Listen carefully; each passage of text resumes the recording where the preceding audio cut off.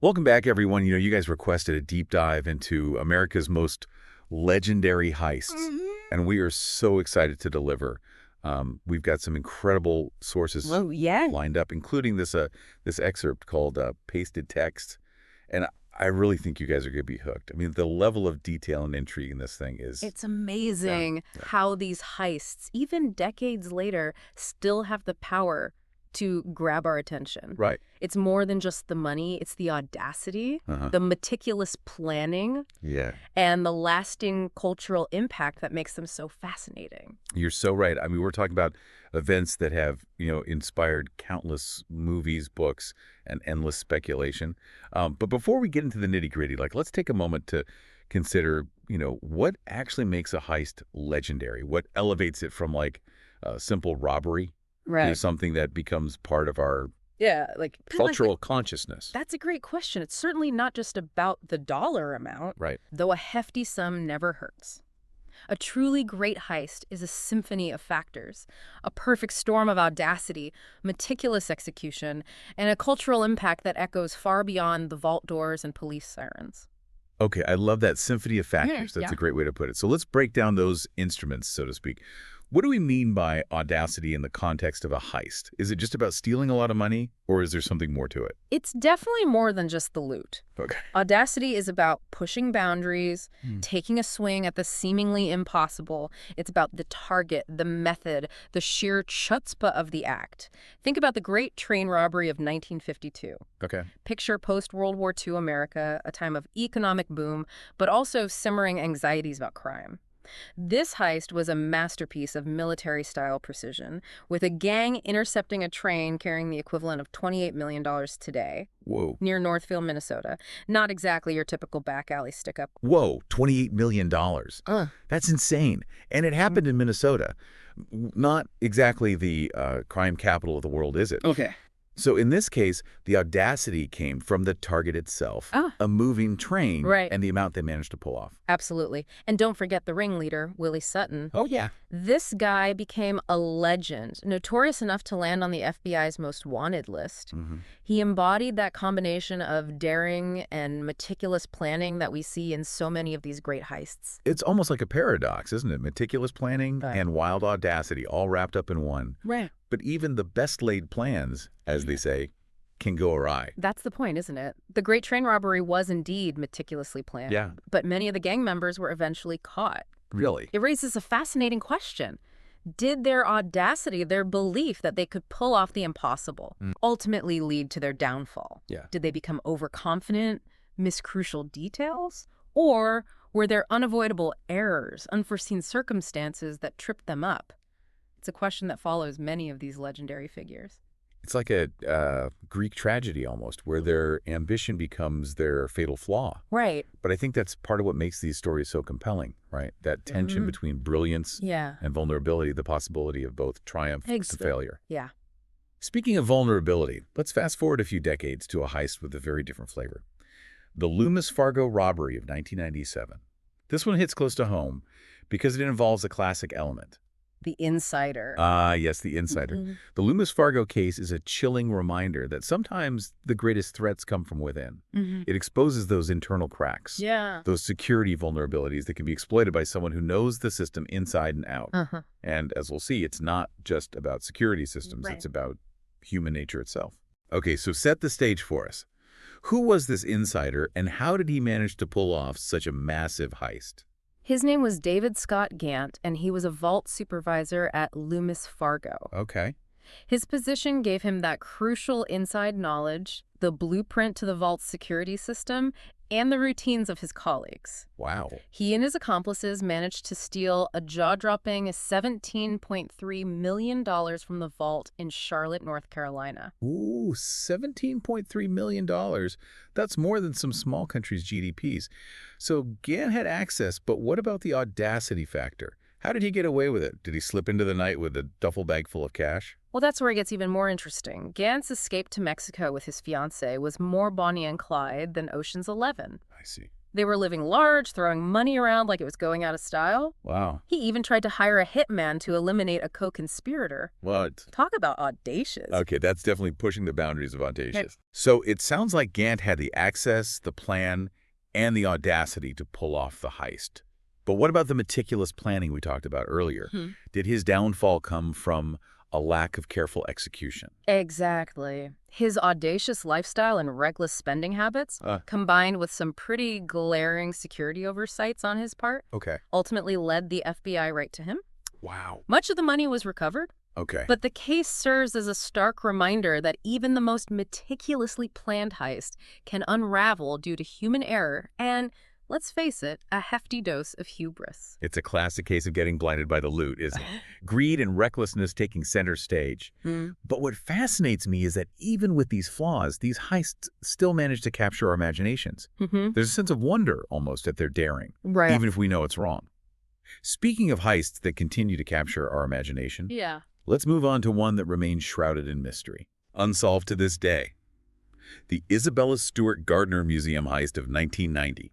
This one takes us beyond money, into the realm of priceless art, raising the stakes considerably. Absolutely. The theft of cultural treasures like those stolen from the Isabella Stewart Gardner Museum represents a loss on multiple levels. Monetary, historical, artistic. Right. It's a violation that goes beyond simple theft. Okay, so paint us a picture. What happened at the Gardner Museum? Imagine this. The Isabella Stewart Gardner Museum in Boston, known for its intimate atmosphere and world-class art collection. Yeah. On March 18, 1990, two thieves, disguised as police officers, pulled off one of the most audacious art heists in history. Whoa. They overpowered the guards, spent an hour carefully selecting their loot, Wow. and then vanished into the night. Think about that. Right. They had the nerve to impersonate law enforcement officers, Yeah. and they had the time and the expertise to select specific pieces from a world-renowned collection. That level of planning and execution is mind-blowing. It must have taken nerves of steel to pull something like that off. So what exactly did they steal, and how much was it worth? They took 13 works of art, including masterpieces by Vermeer, Rembrandt, Degas, and Manet. Wow. The estimated value today, a staggering $500 million. Oh, my God. And that's just a monetary value. You can't put a price tag on the historical and artistic significance of these works. It's almost unbelievable, and the fact that it remains unsolved after all these years just adds to the intrigue. Absolutely. What are some of the theories about what happened to the artwork? There have been countless theories, from organized crime involvement to elaborate schemes to return the artwork for a reward. But despite numerous leads, investigations, and even a $10 million reward offered by the museum, the artwork remains missing. Really? It's as if it vanished into thin air. It's a true mystery, and one that continues to fascinate people around the world. Yeah. The audacity, the mystery, the missing masterpieces. Yeah. It's all part of what makes this heist so legendary. Absolutely. And it raises questions about the motivations behind such a crime. Was it purely for profit? Was there an ideological motive? Or was it, as some have speculated, an attempt to use the artwork as a bargaining chip in some underworld negotiation?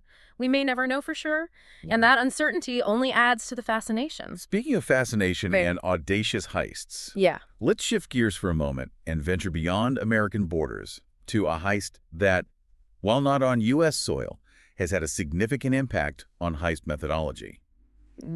The Banco Central burglary of 2005 in Fortaleza, Brazil. This heist is a prime example of the global nature of organized crime and the increasing sophistication of these operations. It involved meticulous planning, Yeah. incredible engineering expertise, and the sheer audacity to target one of Brazil's most secure financial institutions. Okay, give us the details. What made this heist so extraordinary? It all comes down to the tunnel. These guys didn't just smash their way in, they dug their way in.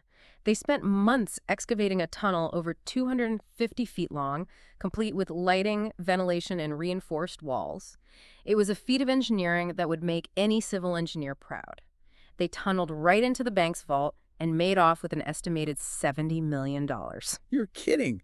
A 250-foot tunnel, that's longer than a football field. Yeah. They must have had some serious resources and expertise to pull that off. So how did they get away with it? Were they ever caught? The escape was just as audacious as the heist itself. How? They vanished without a trace, leaving behind only the empty vault and the tunnel as evidence of their incredible feat. Several suspects were eventually arrested, but a significant portion of the money remains unrecovered. Really? This case demonstrates that heists are no longer just about brute force or simple trickery. Uh-huh. They've become sophisticated operations that require meticulous planning, technical expertise, and a willingness to push the boundaries of what's possible. It's like something out of a Hollywood movie, but with much higher stakes. Yeah. And even though it happened in Brazil, the impact of the Banco Central burglary was felt worldwide. Yeah. It inspired other criminals Yeah. and became a case study in audacious, large-scale robbery. Exactly. It's a testament to the fact that the world of heists is constantly evolving, with criminals learning from each other's successes and failures, always looking for that edge, that innovative approach that will allow them to outsmart security systems and vanish into the night with the loot. It's a constant game of cat and mouse, with the stakes getting higher and higher. It's both fascinating and terrifying to think about the lengths that people will go to achieve their goals, Yeah. whether those goals are driven by greed, desperation, or a thirst for adventure. We've covered some incredible heists so far, each with its own unique flavor and impact. Right. But what is it about these stories that continues to capture our imaginations? Why are we so drawn to tales of daring robberies and elaborate schemes? That's a question that goes beyond the facts of the cases themselves. I think there's a multitude of layers to this fascination. On one hand, there's the thrill of the unknown, the mystery of how these complex operations were planned and executed. We're naturally drawn to puzzles, to trying to understand how things work, even if those things are illegal. It's like trying to solve a mystery. Exactly. Piecing together the clues and marveling at the ingenuity of the perpetrators. Yeah. Even as we condemn their actions. Precisely. And there's often an element of admiration, a grudging respect for those who can pull off the seemingly impossible, even if we disapprove of their methods. It's like watching a master chess player make a brilliant move, even if that move is designed to defeat our opponent. It's the Robin Hood archetype, right? Right. The idea of outsmarting the system, even if the system is a bank or a museum. Yes. There's a sense of rebellion, a challenge to authority that resonates with us on some level, even if we'd never dream of committing a crime ourselves. We're drawn to those who dare to challenge the status quo, to break the rules, even if we wouldn't do it ourselves. But it's not just about the thrill or the challenge. There's also a deeper psychological element at play, wouldn't you say? I mean, why else would we be so fascinated by these stories, even though they often involve criminal activity? Absolutely. I think these stories tap into our own desires, our fantasies of wealth, freedom, and escaping the constraints of everyday life. They offer a vicarious thrill, a glimpse into a world where the rules don't apply, where individuals can outsmart the system and achieve extraordinary feats, even if those feats are ultimately criminal. It's like a shadow reflection of our own aspirations. Exactly. A reminder that there's always another side to the story, another perspective on what's possible. Exactly. And I think that ambiguity, that tension between admiration and condemnation is part of what makes these stories so compelling. We're drawn to the complexity of the human experience, to the idea that even within the realm of criminal activity, there can be moments of brilliance, of daring, of pushing the boundaries of what we thought was possible. So as we reflect on these incredible heists, what are some of the key takeaways? What can we learn from these events? Both about human nature and about our systems of security. One crucial takeaway is that human ingenuity knows no bounds. These heists are testaments to the power of the human mind, both for good and for ill. They demonstrate the incredible capacity for creativity, for problem solving, for thinking outside the box. It's both fascinating and terrifying to think about the lengths people will go to achieve their goals. Whether those goals are driven by greed, desperation, or a thirst for adventure. Another key takeaway is that security is a constantly evolving game. As criminals become more sophisticated, so too must our methods of prevention and detection. We can't afford to be complacent. We have to constantly be thinking about new ways to protect ourselves, our institutions, and our valuables. It's a reminder that we can never become complacent. That we must always be one step ahead, always anticipating the next move, the next innovation in the world of crime. Exactly. And I think these stories also highlight the importance of understanding human psychology, particularly in relation to security. We need to understand the motivations and vulnerabilities that might make someone susceptible to committing a crime or being complicit in one. If we can better understand the human element, we can create more robust security systems that are less susceptible to exploitation. So, in a way, these stories of heists can actually help us improve our own security Yeah, by understanding the tactics and motivations of those who seek to exploit weaknesses. absolutely. It's about learning from the past to create a more secure future. By studying the methods of those who have successfully breached security systems, we can identify our own vulnerabilities and develop strategies to prevent similar breaches from occurring. And finally, I think these stories remind us of the enduring power of storytelling. Right. These heists have become part of our cultural lexicon, Hmm. inspiring countless books, movies, and TV shows. They've captured our imaginations and sparked our curiosity. It's a testament to the fact that these stories tap into something deep within the human psyche, Right. something that continues to fascinate and intrigue us long after the events themselves have faded into history. We're drawn to tales of daring, of ingenuity, of Yeah. triumph and failure, and these heist stories provide a rich tapestry of all those elements. They offer a window into a world that most of us will never experience firsthand, a world of risk, of reward, of consequences, and of the eternal struggle between those who seek to protect and those who seek to exploit. So as we wrap up the first part of our deep dive into these legendary heists, Yeah. I'm left with a lingering question. Mm. What is it about these heists that continues to capture our imaginations? Is it the thrill of the unknown, the challenge to authority, or something else entirely? I think it's a confluence of all those elements, a complex interplay of fascination, admiration, and perhaps even a sense of vicarious thrill. We're drawn to the audacity, the Ah, ingenuity, and the sheer daring of these heists, even as we acknowledge the criminal nature of their actions. but there's also a deeper psychological element at work, right? Mhm. These stories tap into our own desires, Yeah. our fantasies of wealth, freedom, and escaping the mundane. Right, They offer a glimpse into a world where the rules don't apply, right. where individuals can outsmart the system and achieve extraordinary feats, even if those feats are ultimately criminal. Precisely.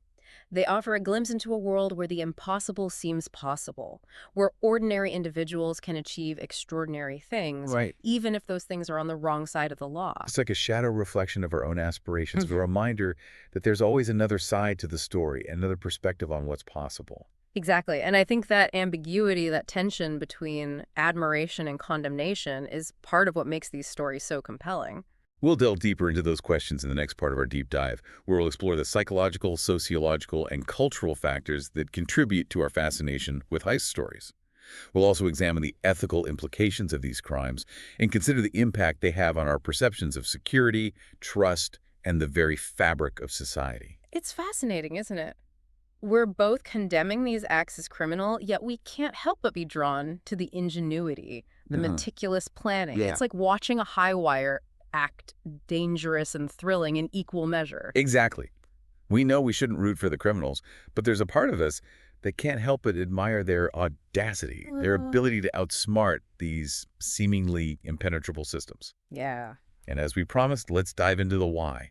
Why are we as a society so captivated by these stories? Is it just a harmless fascination, or is there something deeper at play? I think it's much deeper than just enjoying a good cops and robbers tale. These stories tap into some fundamental aspects of the human psyche. Psychologists have actually proposed several theories about why we find heists so compelling. Uh-huh. One theory is that it's a form of shadow projection, Okay.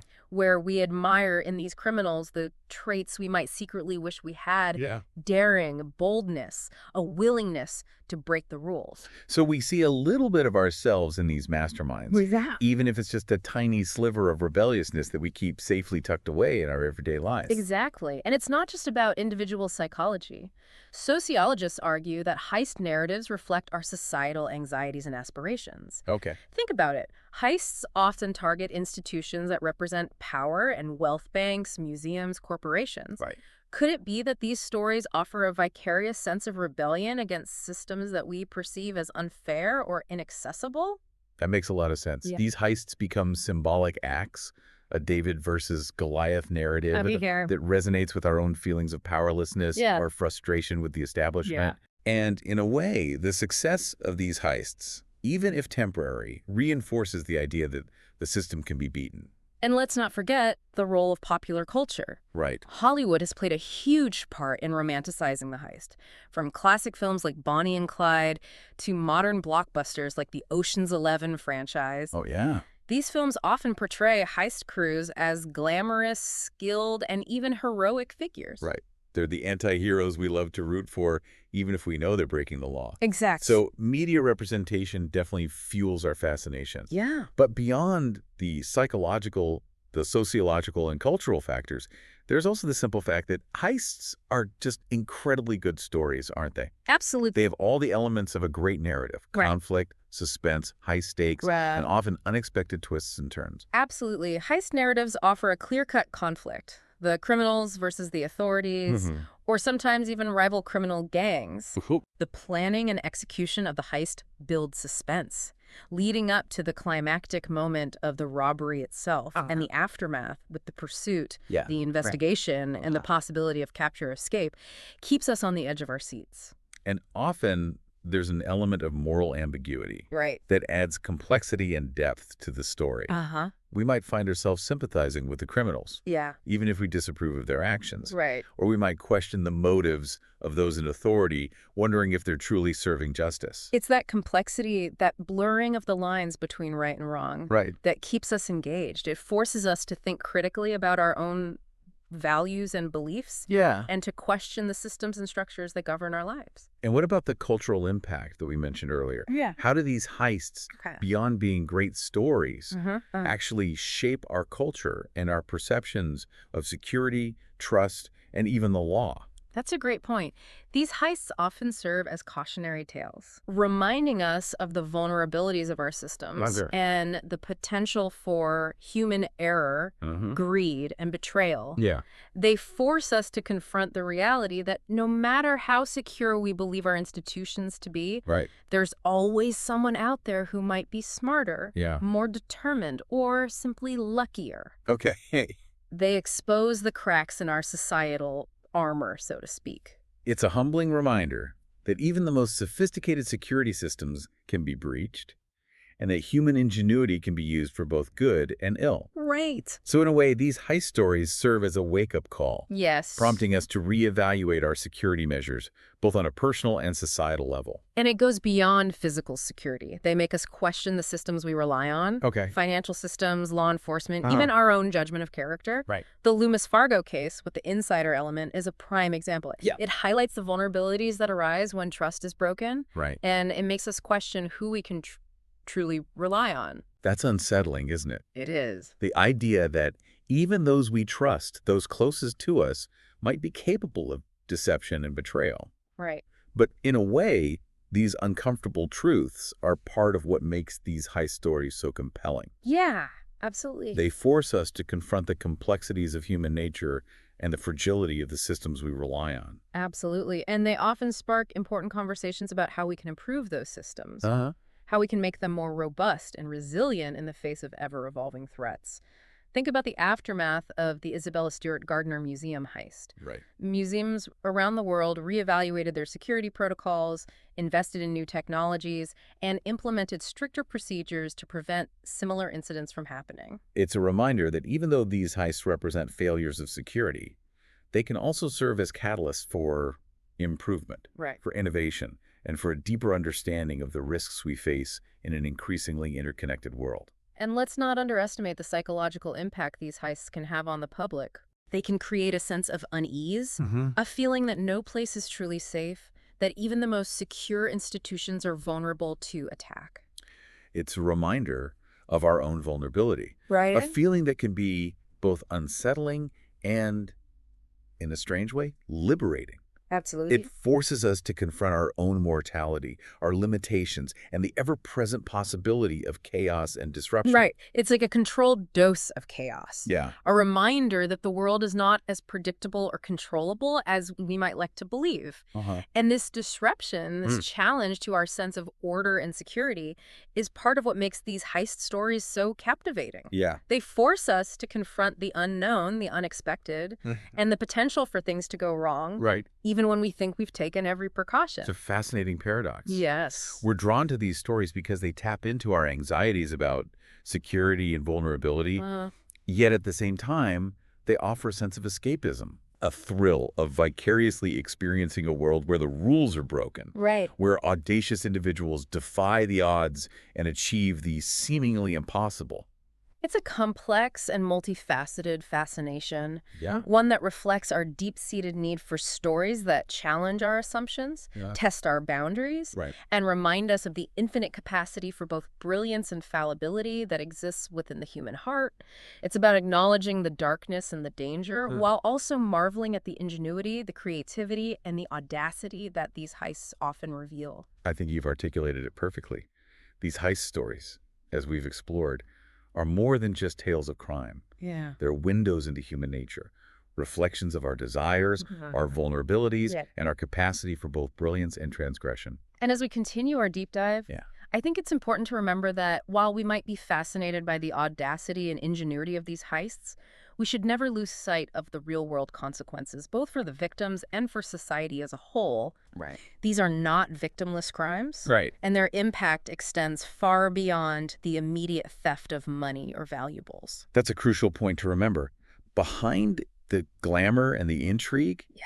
there are real people whose lives are affected, Yeah, sometimes irrevocably, by these acts of crime. absolutely. And as we delve deeper into the world of heists, we'll keep that in mind, exploring not just the how and the why of these legendary crimes, Right. but also the ethical and societal implications that they raise. Mhm. You know, it's incredible, like how these heist stories, whether they involve daring train robberies or elaborate art heists or these ingenious tunnel systems, they manage to like weave their way into our cultural fabric, you know? Yeah, you're absolutely right. They become these touchstones for conversations about security, about human nature, the audacity of those who operate outside the lines. Exactly. And, you know, I think that's what makes this deep dive so compelling to me. It's not just about the facts of each case, Right. but it's what those facts reveal about U.S., you know, Hmm. our vulnerabilities, our aspirations, our fascination with risk and reward. I completely agree. And as we wrap up, I'm curious what stood out to you the most during our exploration of these heists. Honestly, it's the enduring mystery of the Isabella Stewart Gardner Museum heist that really sticks with me, you know. Hmm. Over 3 decades later, those empty frames on the museum walls are a constant reminder, like, of that audacious theft and the unanswered questions that still surround it. Oh, totally. I get that. The fact that those masterpieces have just vanished without a trace, it's a testament to the meticulous planning and the ability of the thieves to seemingly just disappear into thin air. Yeah, It really speaks to the enduring allure of the unsolved mystery. right. What about you? What's left you pondering? For me, it's the audacity of the Bunko Central burglary. The sheer scale of that tunnel, over 250 feet long, complete with lighting and ventilation, it's mind-boggling. It's like a testament to the ingenuity and the determination of those criminals. I know. It's like something out of a heist movie. And it challenges our perception of what's possible, Right? blurring the lines between fiction and reality. It makes you wonder what other seemingly impossible feats are being planned right now, like under our very noses. That's the thing about heists. They often expose the gaps in our thinking, the blind spots in our security systems, and the limits of our imagination. It's a humbling reminder that no matter how sophisticated our technology is or how well protected we think we are, Right. there's always someone out there trying to outsmart the system. And that's why these stories continue to resonate with us, even decades later. Yeah. They tap into our primal fears about vulnerability and security, Right. while simultaneously, igniting our fascination with daring and ingenuity. It's like a constant tug of war between our desire for order and control Right. and our fascination with chaos and disruption. So true. And I think that's what makes these heist stories so enduring. They remind us that the world is a complex and unpredictable place where the seemingly impossible can and sometimes does happen. And as we conclude our deep dive, I hope this has left you with more than just facts and figures. Yeah. I hope it sparked a curiosity about the human stories behind these heists and the enduring fascination they hold for us. I couldn't have said it better myself. Keep exploring, keep questioning, and never underestimate the power of human ingenuity, both for good and for ill. And remember, there are countless other fascinating heist stories out there waiting to be uncovered. So if this deep dive has piqued your interest, I encourage you to continue exploring the world of legendary heists. Uh-huh. You might be surprised at what you discover about history, human nature, and the enduring allure of the impossible. Until next time, keep your minds sharp and your curiosity alive.